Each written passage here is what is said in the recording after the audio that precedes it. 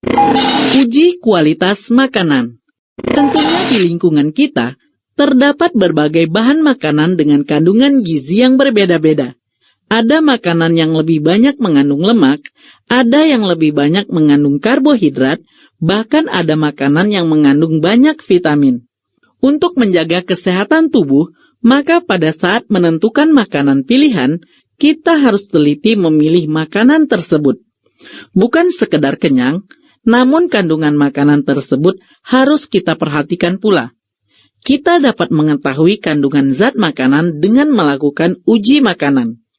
Uji makanan yang kita lakukan tidak untuk mengetahui jumlah kandungan zatnya atau kuantitasnya, melainkan hanya untuk mengetahui ada tidaknya kandungan zat tertentu atau kualitasnya. Uji makanan seperti ini disebut sebagai uji kualitas makanan. Misalnya, untuk menguji adanya zat karbohidrat pada bahan makanan digunakan larutan lugol. Jika zat karbohidrat diberikan larutan lugol, maka warnanya berubah menjadi biru kehitaman. Untuk menguji adanya zat protein, digunakan larutan biuret. Jika protein diberi larutan biuret, warnanya akan berubah menjadi ungu. Untuk menguji adanya zat gula, digunakan larutan benedik. Jika gula diberi larutan benedik dan dipanaskan, akan terbentuk endapan jingga. Dan untuk menguji adanya zat lemak digunakan kertas HVS. Jika makanan mengandung lemak, maka kertas HVS berubah menjadi transparan. Untuk menguji adanya zat karbohidrat, protein, gula, dan lemak pada beberapa bahan makanan, kamu dapat melakukan percobaan sebagai berikut. Sediakan alat dan bahan seperti 6 buah tabung reaksi, 6 buah mangkuk, 6 buah pipet, alat penumbuk, lampu bunsen atau spiritus, kacang tanah, putih telur, nasi, mentega, tahu, susu, larutan lugol, larutan benedik, larutan biuret, air secukupnya, dan 1 lembar kertas HVS. Tumbuklah bahan makanan hingga lumat, tapi jangan bercampur dengan yang lain. Masing-masing bahan makanan dimasukkan ke dalam mangkuk, lalu diberi sedikit air untuk melarutkan. Kecuali putih telur, tidak perlu diberi air.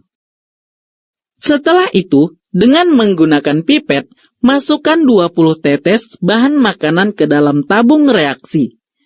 Jadi, tabung A diberi 20 tetes larutan kacang tanah, tabung B diberi 20 tetes larutan putih telur, dan seterusnya hingga tabung F.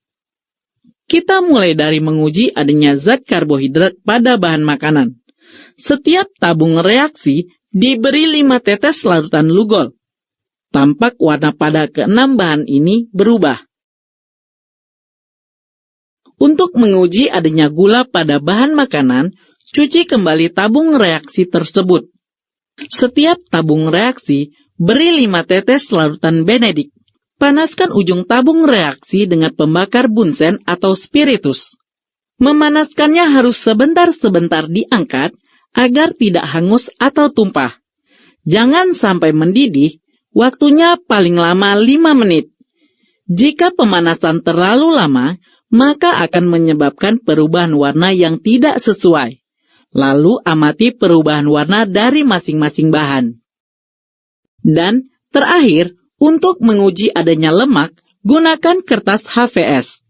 Potong menjadi 6 bagian, teteskan masing-masing bahan di atas potongan kertas sebanyak 1 tetes saja. Oleskan hingga merata.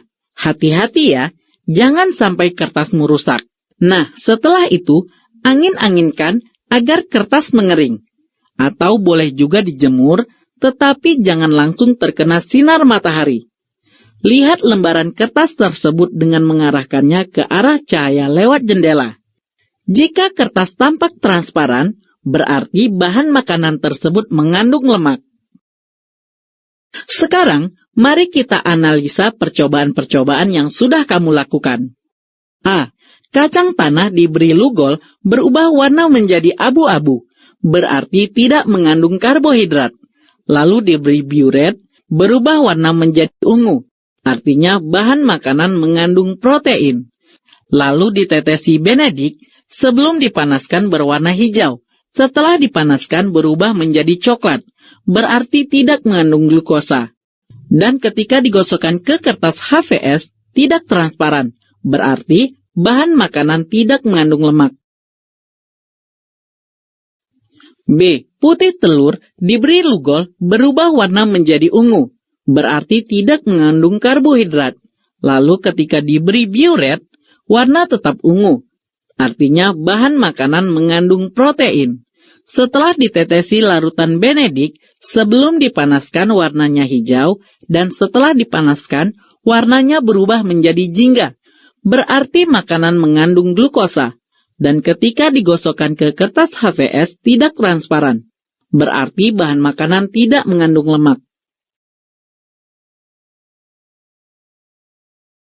C. Nasi diberi lugol berubah warna menjadi biru kehitaman, berarti bahan makanan mengandung karbohidrat. Lalu ketika diberi biuret, warna menjadi hijau, berarti tidak mengandung protein. Ketika diteteskan Benedict sebelum dipanaskan warnanya biru, dan setelah dipanaskan warnanya berubah menjadi jingga, artinya bahan makanan mengandung glukosa. Lalu ketika digosokkan ke kertas HPS tidak transparan, maka bahan ini tidak mengandung lemak. D. Mentega diberi lugol berubah warna menjadi coklat, berarti tidak mengandung karbohidrat.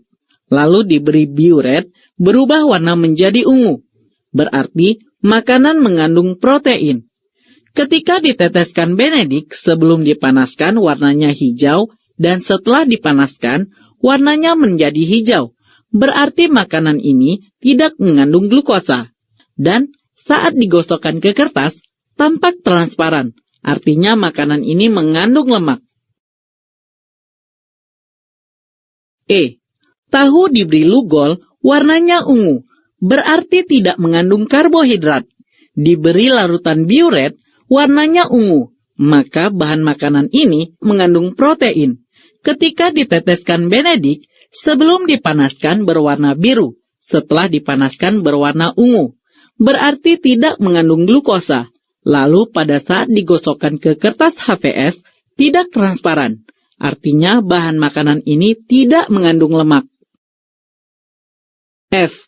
Dan yang terakhir untuk susu. Ketika diberi lugol, warnanya jingga, berarti tidak mengandung karbohidrat. Pada saat diberi larutan biuret, warnanya menjadi ungu, artinya makanan ini mengandung protein. Ketika ditetesi larutan Benedict, sebelum dipanaskan warnanya biru, dan setelah dipanaskan warnanya menjadi jingga, berarti bahan makanan ini mengandung glukosa.